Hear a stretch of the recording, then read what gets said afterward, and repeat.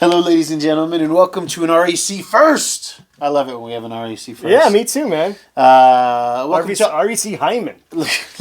welcome to REC Previews Edition. You guys have spoken, and we have listened. We got some feedback saying that you would like us to do some previews on upcoming comics, things that we might be interested in bringing into the store, things that we might need to put on your radar. So I looked at the boys and I says, boys, let's get the preview show going. Let's do it. Let's do it. Yes. We're going to do this a few different ways over the next few months because we're only going to do them once a month. And we're going to start with the indies today. Calm down. We're going to start with the indies today, and we are going to start with Boom Studios. Boom! The first book that I want to highlight is The Neighbors. The number one is scheduled for March 22nd. Okay. It's from Jude Ellison S. Doyle and illustrated by Letizia Condanucci, perhaps. And it feels like it's a modern horror-based book about people who move into this neighborhood, and the neighborhood is not what it appears to be. There goes the neighborhood. Oh my gosh! And you think it's an allegory for that? I think it's the kids figuring it out. We see kids of all ethnicities portrayed on this cover, and we'll see where that takes us. So that's going to be a number one from Boom for my indie spec guys. Always good to check out. Yes. The next book I want to highlight is Berserker issue 12. That is BRZRKR issue 12, the finale of Keanu Reeves and Matt Kintz calm down. Immortal Keanu Reeves story. Yes, pretty much. Yep. It's taken forever for this book to come out. It's been like an issue every 2 to 3 months at sometimes, and issue 12 is slated to come out March 8th.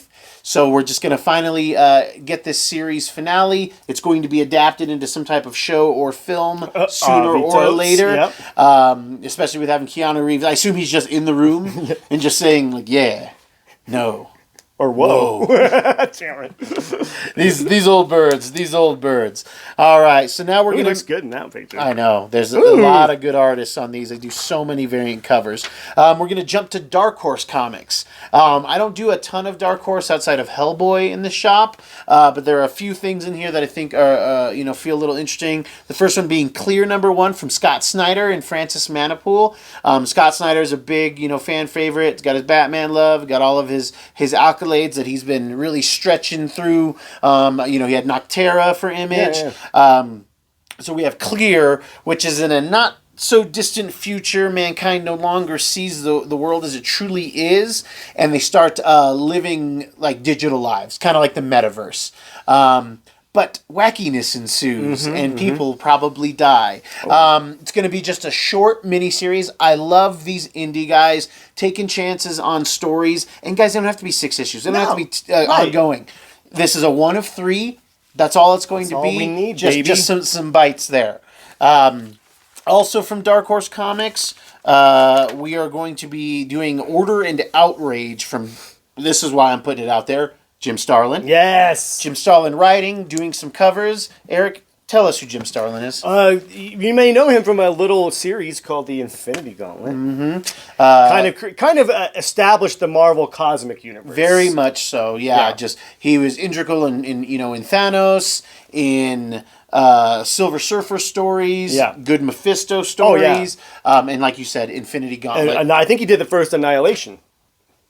Is that right? He might have had something to do with it. Okay, he might have passed on that, but I think he had something to do with it. But anyway, OG, triple OG, triple OG. Oh, yeah. All right. Which is, that's great. It's called what again? This one's called Order and Outrage. It says gene manipulation has always been solely for those who can afford expensive prenatal experiments. Income determines status, and more importantly, survival. Your genes have been optimized. The order has no use for you. You are non-essential, less than, to be eliminated. Everything is geared towards keeping the ship and the state sailing smoothly, no matter the cost. Oh, okay. All right. Interesting. It looks like some space stuff. You know, Yeah. I'm always into some space stuff. Who isn't? And then we Dark Horse. They've been doing more of the young readers Yes. section for Star Wars, and they have a one-shot High Republic Adventures Jedi Quest.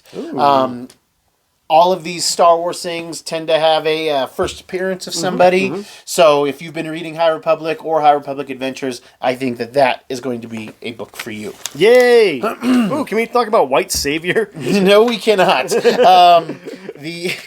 It's just funny that, of course, for my sweet boy here, from Diamond Entertainment, I'm just going to talk quickly about it because my Diamond guys or my Dynamite guys are starting to kind of fall off because it's really just covers. They they do Vampirella, Red Sonja, Deja Thoris, which, speaking of which, Deja Thoris #1, March 8th. Great covers if you're into that type of thing. And then for my monster guys, Kong the Great War. It's going to be a little mini-series, so that'll be worth checking out. I've got a few guys who walk in looking for Godzilla and for that's Kong. right. Yeah, when I was watching the shop for a while, a lot of people coming in for the Zilla. Asking me about Zilla. Yeah, and they do some. They definitely do some. And we're going to end the indie section with Image, the big boys in town. And we're going to start with The Phantom Road. This is big for my Jeff Lemire fans. You know him from Sweet Tooth. Oh yeah. He's got little monsters going on right now. He's got he's got a bunch of different indies between Dark Horse and Image. But he has a new Image book with Gabriel Hernandez Volta. And this one sounded interesting. Is he the guitar player for At the Drive-In? I think it's not. Sounds like it's very close though. This is described as a grindhouse horror, high concept supernatural fantasy. Okay. Yeah, that's a lot to say, but the cover has a guy with a crowbar, and there's weird things on the road. So I'm here for it. I'm here for it. That's all I had. You know what? That's all it said was. Guy with the crowbar, weird things on the road. I would be more interested than all that other stuff you listed off. A March 26th released Dead Romans from Fred Kennedy and Nick Marinakovich. I think that's good. Marinakovich. That feels good. Yep, it feels good to me.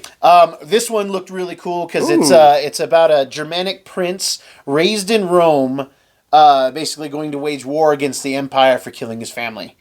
Give me that. 6-issue miniseries. I like this. Art's amazing. Yeah, I like it. So yeah, we'll put these covers up for you guys to see and come check out. But that sounds like something that's really fun. Forged from Greg Rucka.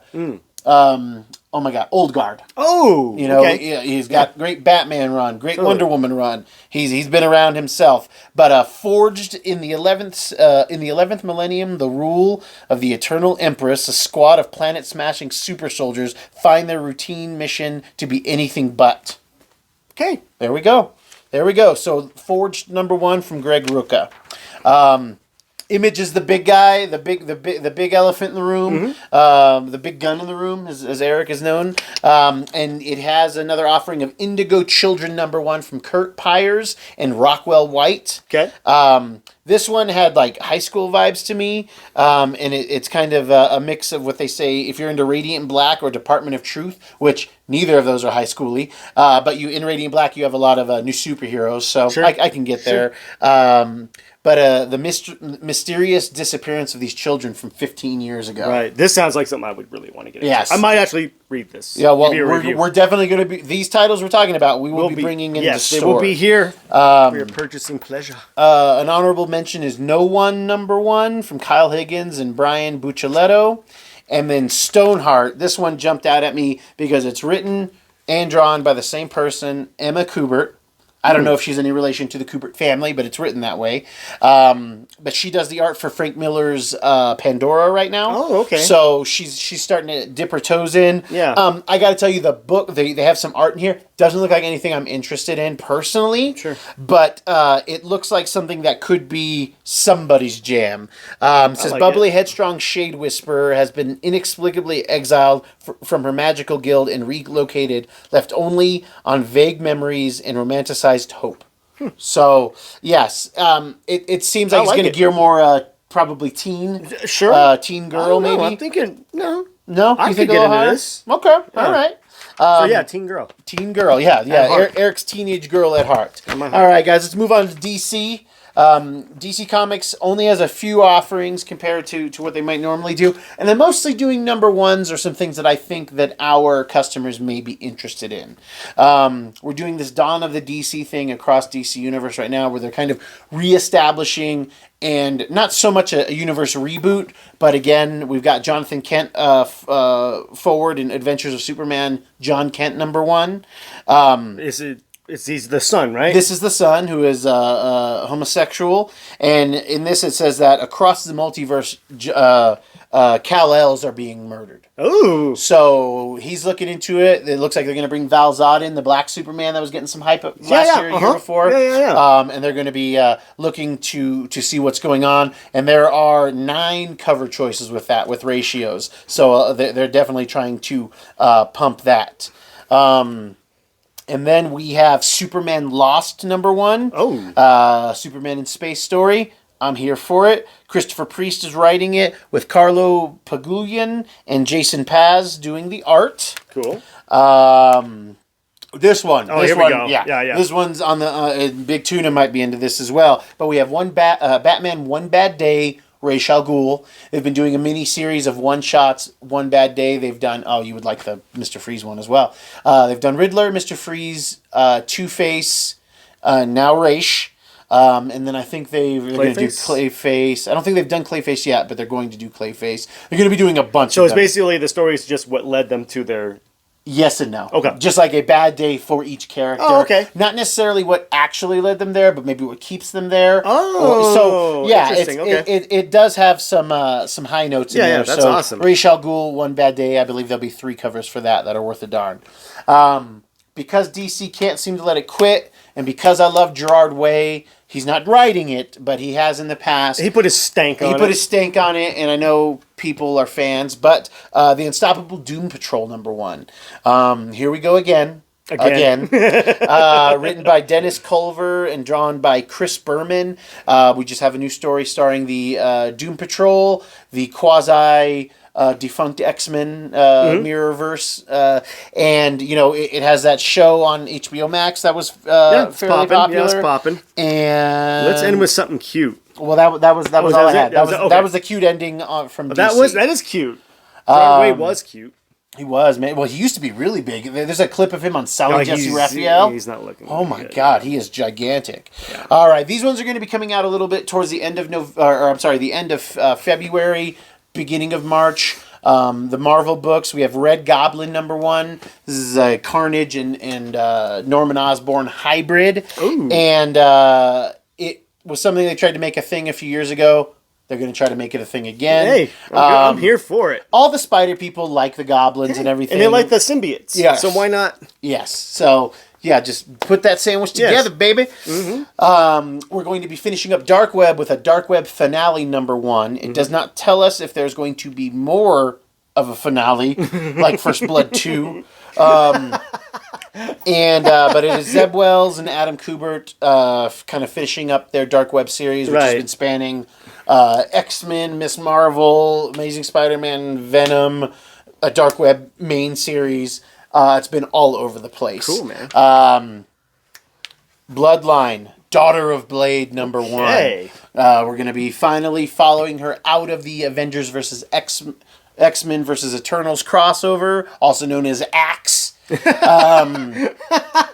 I don't know if people call it that, but it makes sense. It does make sense. AXE. But she was introduced in the issue 1, actually in the pre-comic book day. That's right. Thing that I pushed hard, kids, and it's you're getting $8 a book for it. That's not bad for a free book. But this one's gonna have a few variants for itself. I did load up. So I don't think I went 25, but I do have some of these coming in. So you'll have to check out Blade's daughter. I'm all Her about name Blade's is daughter. Brielle Brooks. Oh, that's lame. Yeah. Ooh, this one I'm really excited about. Here we go. Silver Surfer Ghostlight from John Jennings and Valentine Delandro.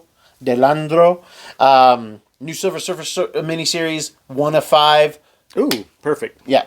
That's all I need. That's it. Yeah, that's all I need. Let's get into space. Let's get on the board. I'm gonna get into space right now. Let's change some lives. That's we do not endorse Erik's silliness. Look, it's all I got. Okay. I know. Murder World has been having many series, and as is with Venom, as is with Miss Marvel, there is also a Moon Knight Murder World tie-in number one. At the most, it'll be 3 issues. It's most likely going to be a miniseries from Jim Zub and Ray Fox, with Luca Pizzari doing the art. But yeah, anytime they do these weird Moon Knight number ones, I'm excited. I am too. Just to see how he's going to play with others. They are. There's no in between, and they tend to really be polarizing. Yes. I just want to bring up Daredevil issue 8 because it looks like the culmination of what's been going on in Daredevil and Punisher is going to be coming to a head. Yes, it's my favorite books I'm reading right now at Marvel are Daredevil and Punisher, and they are fighting. So check out if you can find number 1 through 7. Do it. Pick it up. But issue 8's coming, and it's looking good. From the Star Wars universe, we have Sana Staros, number 1 of 5. Sana Staros is a wife of Han Solo. Oh, okay. Introduced in the Star Wars main title in issue 4, cameo in issue 6. So did they get divorced? Because he was with Leia. I did not. This might actually explain. Oh, fair enough. I think it was one of those things they were married and then he just left. Oh, okay. Yeah, she's none too pleased with him. And children of all ages, that is our preview show. Yes. That was our first crack at it. We're going to try to make this thing streamlined. Let me know what you think in the comments below. Like I said, we're not going to get to every book. We're just trying to highlight some things. And if you have any questions about upcoming titles, just give us a call at the shop or come by 7679 North Union Boulevard in Colorado Or Springs, you Colorado. can call me on my cell phone, 719-651. Stop it. All right, kids. Thank you guys for checking out the previews, and we will catch you on the next podcast.